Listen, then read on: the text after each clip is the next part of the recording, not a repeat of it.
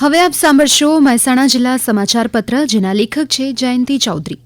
મહેસાણા જિલ્લામાં કમોસમી વરસાદને પગલે જિલ્લાના ખેડૂતોને પાકમાં નુકસાન થયું છે. મગફળી, ગુવાર, કપાસ સહિત વિવિધ પાકમાં નુકસાન થતાં ખેડૂતો ચિંતિત બન્યા છે.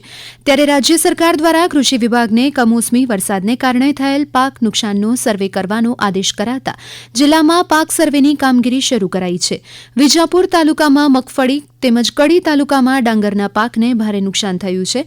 જિલ્લામાં 166 ટીમ દ્વારા અસરગ્રસ્ત ગામમાં સર્વેની કામગીરી કરાઈ રહી છે. મહેસાણા એરોડ્રોમ ખાતે ભારતીય વાયુસેનાના પ્રસિદ્ધ સૂર્યકિરણ એરોબેટિક ટીમ દ્વારા આકાશમાં શાનદાર દિલધડક કરતબો વિમાન દ્વારા રજૂ કરાયા હતા. જિલ્લાવાસીઓએ પ્રથમ વખત વિમાનના કરતબો જોઈ અભિભૂત થયા હતા. દિવાળી વેકેશન હવે પૂરું થતું હોવાથી શાળાઓ ફરીથી શરૂ થશે અને બાળકોના કોલાહલથી આખું વાતાવરણ ગુંજી ઉઠશે. ઐતિહાસિક નગરી વડનગર એક નવી પહેલ કરવા જઈ રહ્યું છે. વડનગર નગરપાલિકા દ્વારા અમરથોલ નજીક પશુઓ માટે સ્મશાન બનશે. પશુઓના સ્મશાન બનવાથી વડનગર શહેરને મૃત પશુઓ અને તેનાથી ફેલાતી દુર્ગંધમાંથી મુક્તિ મળશે. હવે રસ્તા પર મૃત હાલતમાં પશુઓ જોવા નહીં મળે. ગેસ આધારિત સ્મશાનથી અગ્નિદાહની પ્રક્રિયા ઝડપી બનશે, સાથે પર્યાવરણની સ્વચ્છતા પણ જળવાશે.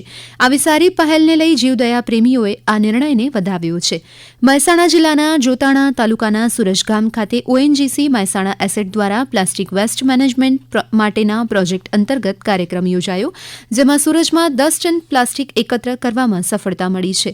મહેસાણા તાલુકાના 20 ગામોમાંથી પ્લાસ્ટિક વેસ્ટ એકત્ર કરવામાં આવી રહ્યું છે. ઓએનજીસીના અધિકારી ધનંજય કુમારે ગ્રામજનોને પ્લાસ્ટિકનો ઉપયોગ ઘટાડવા અને આ પહેલ ચાલુ રાખવા પ્રોત્સાહિત કર્યા હતા. સાથે જ પર્યાવરણ સંરક્ષણ માટે સૌના સહયોગનું મહત્વ સમજાવ્યું હતું.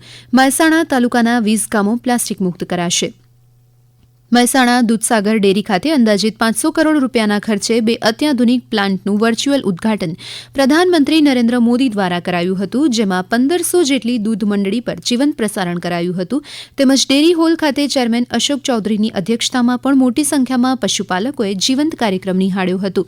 આ પાવડર પ્લાન્ટમાં દૈનિક ઉત્પાદન ક્ષમતા 120 મેટ્રિક ટન દૂધનો જથ્થો વધારી પાવડર સ્વરૂપે સંગ્રહ કરવા અને મૂલ્યવર્ધનમાં મદદ કરશે. બીજા ટેટ્રાપેક પ્લાન્ટમાં દૈનિક ક્ષમતા 3.5 લાખ લીટરની છે.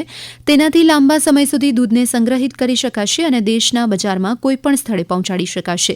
મહેસાણા જિલ્લાના વાલમ ગામ ખાતે એક અનોખો વિન્ટર કેમ્પ યોજાયો હતો. આ કેમ્પમાં સંસ્કાર, ઇતિહાસ અને સર્જન સંગમ દ્વારા 5 ગામ લેવા પાટીદાર દ્વારા આયોજન કરાયું હતું, જેમાં 800 બાળકોએ 3 દિવસના આ વિન્ટર કેમ્પમાં ભાગ લીધો હતો, જેમાં સંસ્કૃતિ અને સર્જનનું શિક્ષણ, પ્રાચીન કલા અને કારીગરીનું જ્ઞાન આપતી વિવિધ પ્રવૃત્તિઓ કરાવવામાં આવી હતી.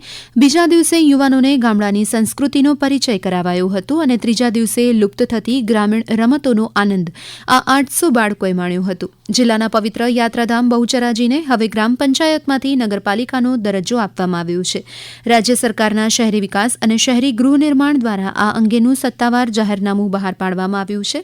હવે બેચર બહુચરાજી ગ્રામ પંચાયત સ્થાનિક વિસ્તારને હવેથી નાના શહેરી વિસ્તાર તરીકે ઘોષિત કરવામાં આવ્યો છે. આ નિર્ણયની સાથે જ બહુચરાજી હવેથી બેચર બહુચરાજી નગરપાલિકા તરીકે ઓળખાશે.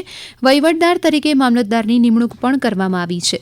પવિત્ર યાત્રાધામ બહુચરાજી ખાતે આવેલ બહુચર માતાજીને 30 કિલોગ્રામ ચાંદી અને 6 ઘન ફૂટ સાગના લાકડામાંથી બનાવેલ ₹31 લાખની પાલખી ભેટ આપવામાં આવી છે. અમદાવાદના એક માઈભક્ત દ્વારા આ અનોખી ભેટ આપવામાં આવી હતી. આ સાથે જ મહેસાણા જિલ્લા સમાચાર પત્ર અહીં સમાપ્ત થયો, જેના લેખક હતા જયંતિ ચૌધરી. પ્રસારણ આકાશવાણીના અમદાવાદ વડોદરા કેન્દ્ર પરથી કરવામાં આવ્યું.